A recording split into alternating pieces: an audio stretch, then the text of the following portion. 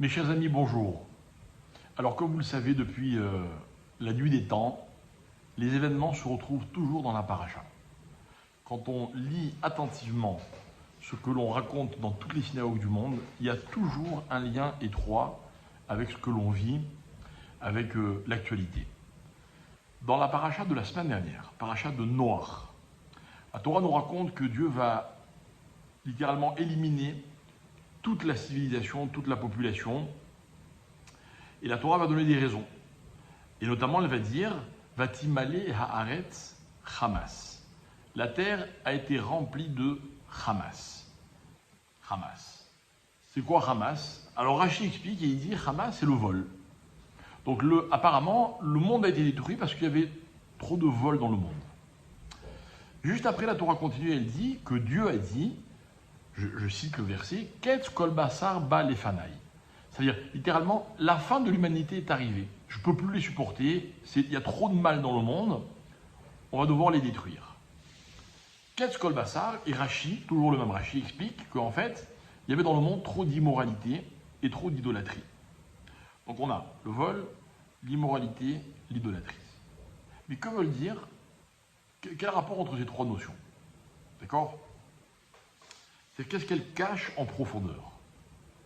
Je saute quelques versets pour arriver à la paracha que nous allons lire demain, enfin ce Shabbat prochain, dans toutes les synagogues, qui est la paracha de Lech Lecha. Dans la paracha de Lech Lecha, la Torah raconte l'histoire d'Abraham, qui va partir d'un endroit, arriver ailleurs, il y a des guerres, etc. Dieu lui fait des promesses, et Abraham est triste, et il dit à Dieu, mais j'ai pas de descendants. Donc tout ce que tu me promets, à quoi ça va me servir? Là-dessus, la Torah nous raconte que Sarah, l'épouse d'Abraham, propose à Abraham d'épouser sa servante afin qu'ensemble ils aient un enfant, pour qu'Abraham ait une descendance. Abraham suit les directives de sa femme. La Torah raconte que dès que Agar tombe enceinte, elle commence à mépriser Sarah. C'est très dur pour Sarah. Elle va se plaindre chez Abraham. Et elle va raconter la colère qu'elle ressent par rapport à la situation et qui est dirigée dans les propos de Sarah contre son mari Abraham. Ça, c'est connu. Quand ça ne va pas, c'est toujours de la faute de sa femme ou de son mari. Quel est le mot qu'elle emploie pour exprimer sa colère? Tenez-vous bien, Hamas. Et elle va lui dire Hamasi Alecha. Rashi explique, c'était quoi la colère de Sarah? Question légitime. C'est Sarah qui a dit à Abraham, épouse ma servante. Pourquoi elle en veut à Abraham? Elle va lui dire deux choses. Elle va dire, premièrement, quand tu as prié pour avoir un enfant, tu as prié pour que toi tu aies un enfant. Si tu avais prié pour que nous ayons un enfant, on l'aurait eu ensemble. Deuxième plainte, raison de la colère de Sarah, elle dit, et ça c'est toujours Rashi, elle dit, quand on me méprise, tu ne prends pas ma défense. On croirait entendre une épouse qui se plaint chez son mari à propos de sa belle-mère. T'as vu ce qu'elle m'a dit et t'as rien dit. Ok. Donc c'est très fort. Sarah, on ne parle pas de petits couples que nous connaissons tous, ou que nous avons été, ou que nous sommes. On parle du patriarche Abraham et de la matriarche Sarah, des géants. De quoi est-ce que l'on parle? Et en fait, Sarah fait un reproche à Abraham. Elle lui dit, tu vois, je ne me suis pas suffisamment sentie importante. Tu ne m'as pas défendu, tu n'as pas prié pour moi. Et c'est vrai que dans l'histoire des relations humaines, et surtout les relations dans les couples, le mot-clé, c'est l'importance. De donner à l'autre l'impression qu'il est important. Pour ça, il faut d'abord ressentir qu'il est important. Quand on donne à l'autre de l'importance, tout est possible. On peut tout arranger, rien n'est grave. Il y a des couples qui sont capables de passer des moments difficiles, mais ils les traversent. Et puis rien ne prend de proportion. Pourquoi? Parce que chacun sait que pour l'autre, il est important. Nous, on va faire une petite synthèse. Le vol, c'est quoi le vol?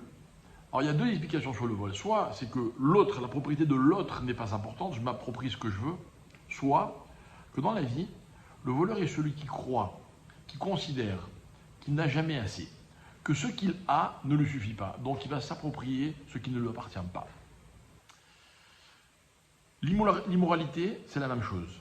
L'immoralité, c'est celui qui est hanté par une tentation, une envie qu'il ne peut réfréner. Mais si c'est immoral, c'est que cette envie n'était pas véritablement un besoin.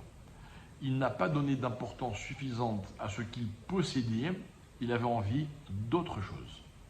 Qu'est-ce que c'est que l'idolâtrie de nos jours? Ce n'est plus de se prosterner devant une idole ou un morceau de bois.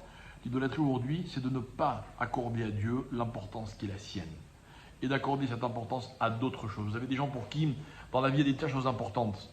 Si c'est leur argent, leur corps, ce que vous voulez, leur fierté, plus important que tout. Or, en fait, il n'y a rien de plus important que Dieu.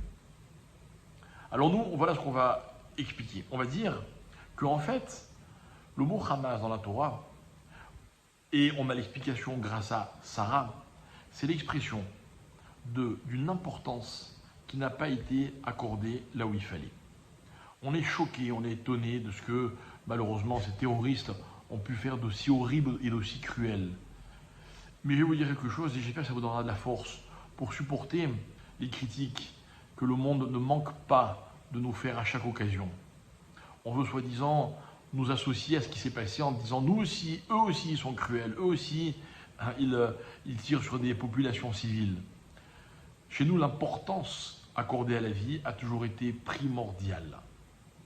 L'importance de ce qu'on appelle en hébreu Tselem Enoch ou Tselem Elohim, c'est l'image de l'homme, l'image de Dieu. Ça a été pour nous toujours un fondement. Malheureusement, on a affaire à des hommes pour qui la vie n'est pas importante, pour qui l'image de l'homme ou l'image de Dieu n'est pas importante. Donc on peut faire n'importe quoi avec autrui. Nous, on n'a jamais fait n'importe quoi, même pas avec nos ennemis. On se défend, des fois c'est nécessaire, mais on sait rester nous-mêmes. Ça a été la grande force, toujours, du peuple juif. Et aujourd'hui encore plus que jamais. Ça, mes chers amis, c'est la définition que la Torah donne au mot Hamas. Ce Hamas, il faut lutter contre l'idée que je viens de vous expliquer. Et je terminerai en disant, en vous rappelant ce midrash incroyable dans lequel on nous raconte que lorsque Dieu est venu dire à Noé, viens, monte dans l'arche, je vais te sauver. Noé a dit non, je ne veux pas monter, moi aussi je mérite de mourir comme les autres. Et Dieu lui demande, mais qu'est-ce que tu as fait? Tu n'as rien fait toi? Il dit, si, j'ai pas prié pour eux. Et nos commentateurs vont avoir un petit mot, ils vont dire en fait, il n'a pas donné d'importance à ses frères. C'est vrai que des fois on se critique, parce que peut-être qu'on peut critiquer ceux qui ne sont pas comme nous, qui ont des défauts, on ne doit pas critiquer les autres, parce qu'ils doivent être importants pour nous. Et quand quelqu'un est important et qu'il a un défaut, ou qu'il a un problème, eh ben on prie Hachem, pour que Dieu l'aide dans son problème. Et pour vous donner un exemple, quand malheureusement, dans le peuple juif ou en Israël, il y a des conflits, des désaccords, je parle entre nous, eh bien peut-être que nous devons être conscients que notre rôle, c'est d'abord de prier pour les autres.